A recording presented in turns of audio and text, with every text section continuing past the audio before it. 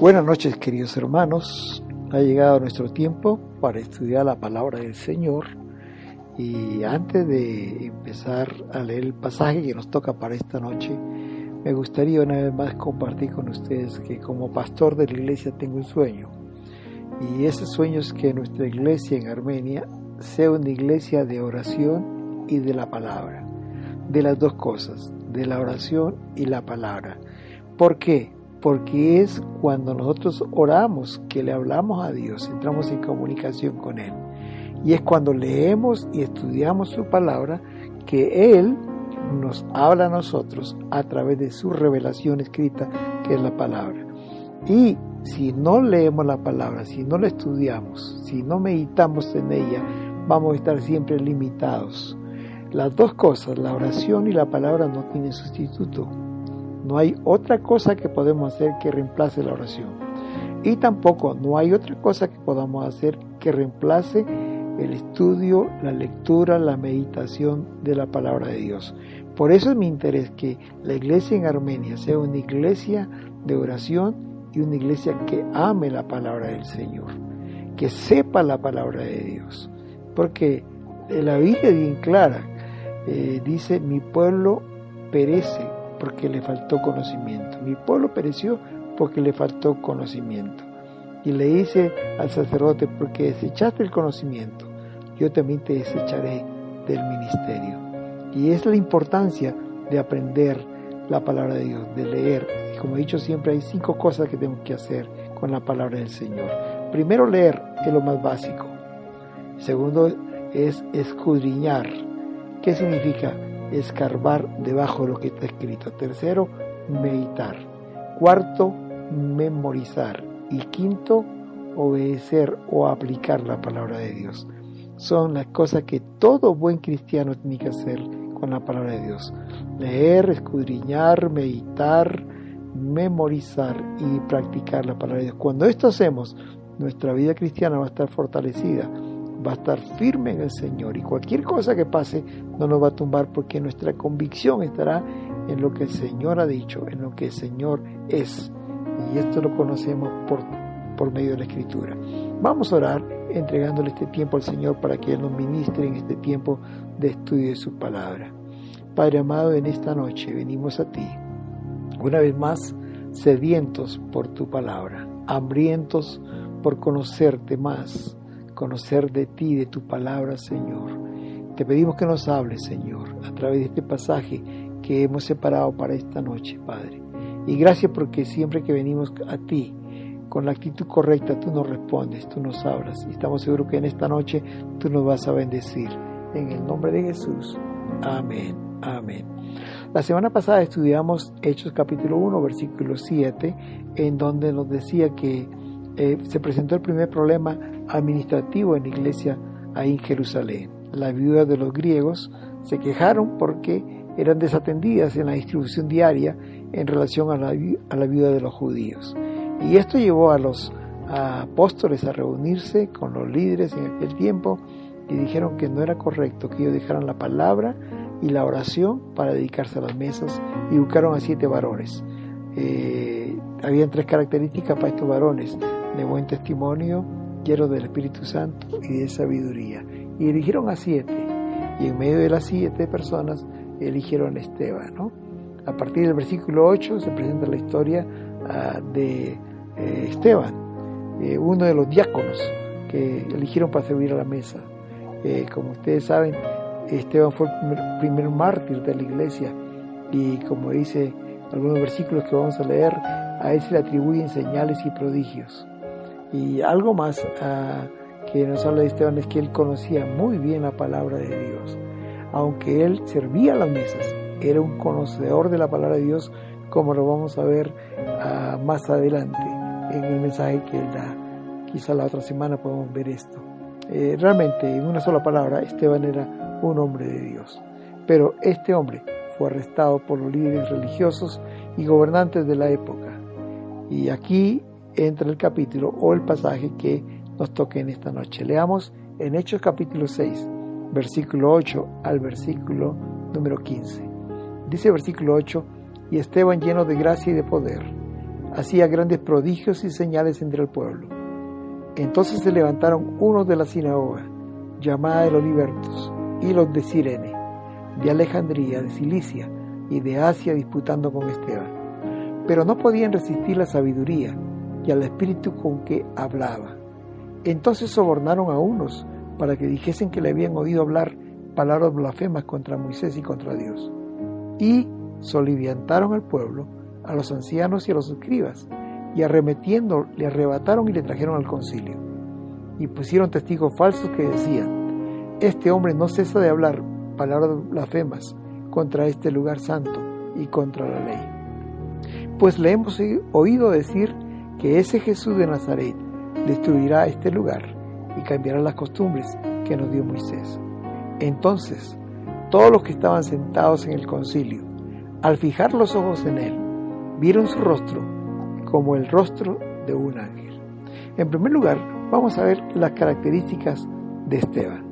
El versículo 8 dice: y Esteban, lleno de gracia y de poder, hacía grandes prodigios y señales entre el pueblo.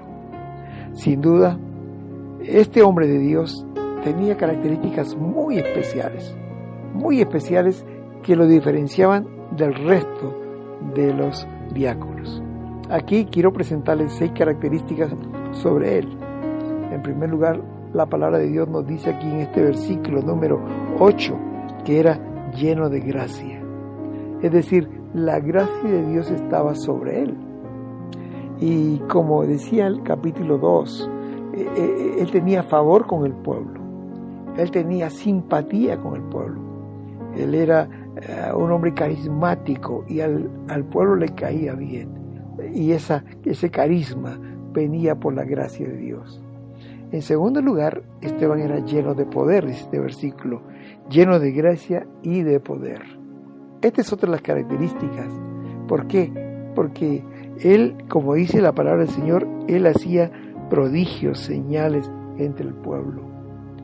Este poder que tenía de parte de Dios, no era el poder de él, era el poder de Dios que reposaba en él. Él era solamente la vasija de barro, pero era el poder de Dios que estaba en él que lo hacía diferencia.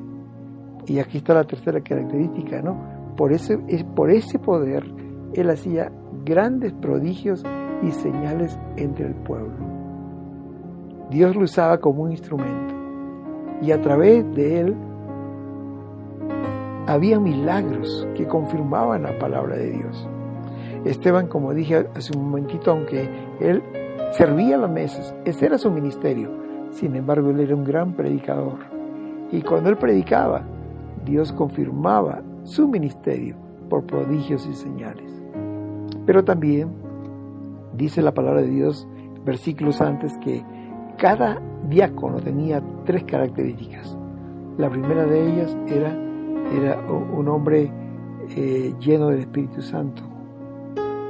Dice que el trabajo le encargaron a hombres llenos del Espíritu Santo, personas que estaban totalmente llenas del poder de Dios. Y entonces esa era una característica. En otras palabras, era un hombre santo, porque el poder de Dios, el Espíritu Santo que está sobre nosotros, nos hace personas santas, íntegras, transparentes. Eso era Esteban. Pero otra característica, que era una característica de todos los diáconos, era de buen testimonio, es decir, intachable. No podía señalársele nada a él. Nadie de la gente podía increparle o señalarle alguna cosa, algún pecado de Esteban. Él era buen testimonio. Y finalmente, la tercera característica de los diáconos era lleno de sabiduría. ¿Y qué significa esto? Que él era un hombre inteligente, era un hombre sabio, que lo que él sabía, él lo aplicaba y lo aplicaba bien. Para el puesto que le dieron, en el contexto en que se desarrolló su ministerio, él necesitaba sabiduría, porque iba a arreglar un problema, y un problema complicado entre los judíos y los griegos, y eligieron a este hombre que era un hombre sabio. Estas características hermosas lo hacían un hombre de Dios. Es por eso que él sobresalía, era lleno de gracia, lleno de poder, hacía milagros y prodigios. Él era un hombre de mucha fe, el hombre buen testimonio, el hombre lleno de sabiduría. Es por eso que quizás, por estas características que lo hacían sobresaliente, que los líderes religiosos de aquel entonces disputaban con él.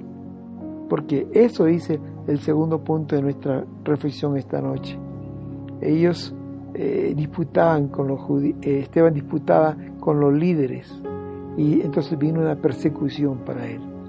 Versículos 9 y 10 dice: entonces se levantaron unos de la sinagoga llamada de los libertos, y los de Cirene, de Alejandría, de Cilicia y de Asia, disputando con Esteban, pero no podían resistir a la sabiduría y al espíritu con que hablaba. Como dije, Esteban no solamente servía a las mesas, sino también predicaba, él enseñaba. Es por eso que los judíos de diferentes ciudades se levantaron contra él, refutando lo que él enseñaba. Pero el versículo 10 en la parte final dice: no podían resistir a la sabiduría y al espíritu con que hablaba. Ellos disputaban, discutían, argumentaban contra las enseñanzas de Esteban.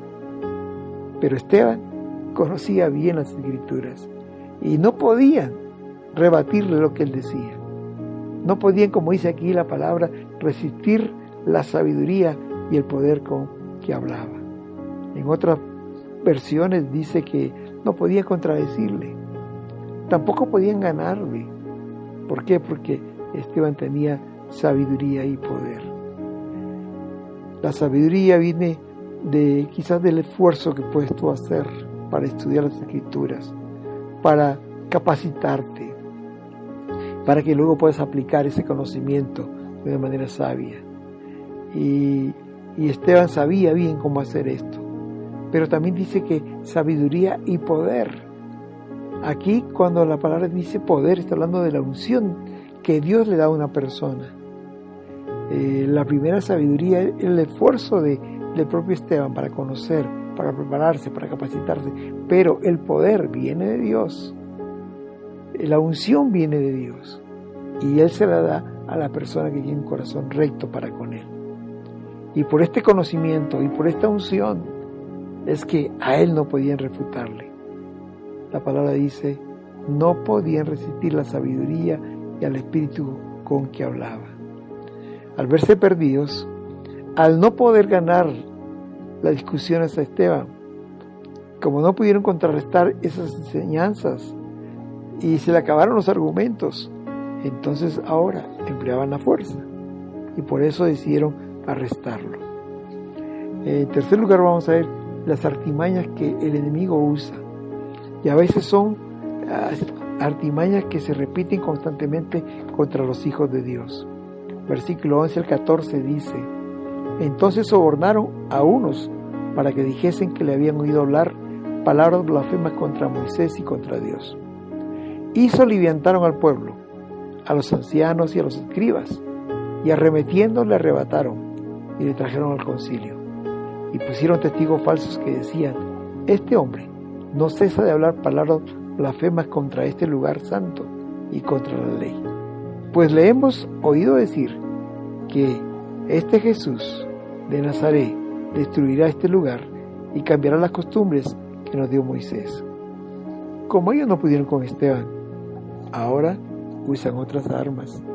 Echaron manos de las siguientes artimañas para calumniarlo realmente y para exponerlo ante el concilio, para llevarlos a juicio. La primera cosa que ellos usan es sobornar. Dice la palabra de Dios que compraron a otras personas para que mintieran, para que dieran acusaciones falsas contra Moisés, que él está hablando contra Moisés. Este versículo 11 dice: hablaron palabras blasfemas contra Moisés.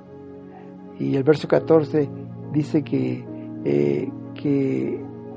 Esteban enseñaba que la gente debería cambiar la costumbre de Moisés. Los judíos tenían en muy alta estima a Moisés, el gran libertador. Y ellos sabían que si atacaban a Moisés, ellos iban a entrar en cólera, iban a entrar en ira contra Esteban. Calumnia. No solamente sobornaron a personas, sino pidieron que calumniaran a Esteban. Y la calumnia siempre se hace con testigos falsos, testimonios que a veces eran medias verdades y que causaban confusión. Por ejemplo, ellos decían que Jesús iba a destruir el templo, en el verso 14, en 3 días. Pues le hemos ido a decir que ese Jesús de Nazaret destruirá este lugar. Es verdad, queridos hermanos. Jesús dijo esto, pero él se refería a su muerte y resurrección. Esto está escrito ahí en Juan capítulo 2, versículo del 18 al 21. Y ahí dice, los judíos respondieron y le dijeron, ¿qué señal nos muestras ya que haces esto? Entonces respondió Jesús y les dijo, destruid este templo y en 3 días lo levantaré. Dijeron luego los judíos, en 46 años fue edificado este templo y tú en 3 días lo levantarás. Mas él hablaba del templo de su cuerpo. No estaba hablando del templo físico. Jesús está hablando de su cuerpo, que él iba a ser crucificado, iba a estar muerto 3 días, pero después de 3 días se iba a levantar. Saben, hermanos, esta estrategia del soborno, de la calumnia, no es nueva. La usaron también contra Jesús. Dice Mateo 26:59, y los principales sacerdotes y los ancianos y todo el concilio buscaban falso testimonio contra Jesús para entregarle a la muerte. Y el 60 y 61 dice lo siguiente, y no lo hallaron, aunque muchos testigos falsos se presentaban. Pero al fin vinieron 2 testigos falsos que dijeron, este dijo, puedo derribar el templo de Dios y en 3 días reedificarlo. Calumnia, soborno contra Esteban, para poder de esa manera enjuiciarlo. El versículo 12 dice que agitaron al pueblo, soliviantaron al pueblo, para hacer bulla, para crear el caos. Pero también a los líderes, porque dice que soliviantaron al pueblo y a los líderes religiosos, a los ancianos, a los escribas. Y el resultado de esto, de esta cólera contenida en ellos, dice que arremetieron, le arrebataron y le trajeron al concilio. Esteban, tomado por la fuerza, como si fuera un malhechor o un delincuente. Otra versión dice que le cayeron de repente, lo agarraron y lo llevaron ante el consejo. Fueron traídos ante el concilio. En otras palabras, fueron acusados ante las autoridades máximas de aquel entonces, ante esa junta llamada el Sanedrín. Pero esto nos lleva al 5.º punto de nuestra reflexión esta noche, y es que cuando vives en la luz de Dios, tu rostro brillará. Dice el versículo 15, entonces todos los que estaban sentados en el concilio, al fijar los ojos en él, vieron su rostro como el rostro de un ángel. El testimonio, hermanos, para estos líderes que estaban ahí en el concilio, posiblemente sentados alrededor, y ahí en medio Esteban. Este testimonio es muy fuerte realmente, que al fijar los ojos en él, vieron su rostro como el rostro de un ángel. Hermanos, qué contraste. El rostro de toda esta gente que estaba sentada ahí, realmente eran rostros que reflejaban rabia, cólera, ira. En cambio, el rostro de Esteban reflejaba paz. Como dice este versículo, era como de un ángel. Imagino que su rostro brillaba. Ahí se comenzó a brillar su rostro, tanto que les parecía a un ángel. Recuerdo cuando Moisés pasó 40 días en la presencia de Dios. Él estaba recibiendo las tablas de la ley. Y cuando bajó, dice Éxodo 34:26, y aconteció que descendiendo Moisés del Sinaí, con las 2 tablas del testimonio en su mano, al bajar, al descender del monte, no sabía Moisés que su rostro resplandecía después de que hubo hablado con Dios. ¿Saben, hermanos? Esteban no era consciente que su rostro no era el de él, era como de un ángel. Como Moisés tampoco era consciente, él no sabía que su rostro resplandecía. Era tan brillante como mirar el sol, dice la palabra. Tanto así que tuvieron que ponerle una manta sobre su cabeza para que no pudiera dañar su vista de la gente. Cuando Jesús se transfiguró delante de Pedro, Juan y Jacobo, también ahí en el monte, dice Mateo 7, 1, 2. 6 días después Jesús tomó a Pedro, a Jacobo y a Juan su hermano y le llevó aparte a un monte alto y se transfiguró delante de ellos. Y resplandeció su rostro como el sol y sus vestidos se hicieron blancos como la luz. No era el rostro de Esteban, era la presencia de Dios en su vida que hacía que las personas en el concilio vean su rostro del ángel. No era el rostro de Moisés, era la presencia de Dios. En el caso de Jesús era la presencia de Dios, del Espíritu Santo en la vida, de Él que le llevó a transfigurarse.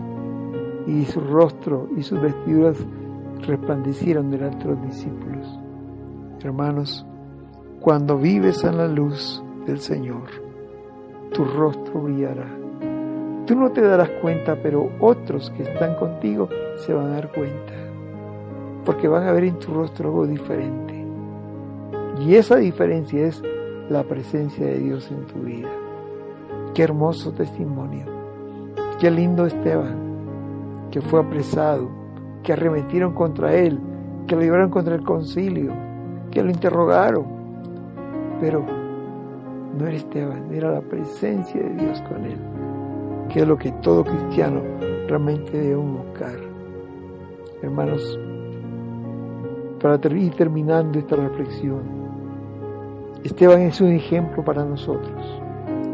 Esteban se convierte en un desafío para nosotros. Porque, hermanos, Esteban era un hombre joven. Él no era un ancianito. Él era un hombre joven. Pero él tenía características muy particulares que deben ser también nuestras características. Lleno de gracia, de simpatía, lleno de la presencia de Dios, lleno de fe en el Señor. Creía en Dios y también creía en sus promesas. Él creía en las promesas que Dios había dado.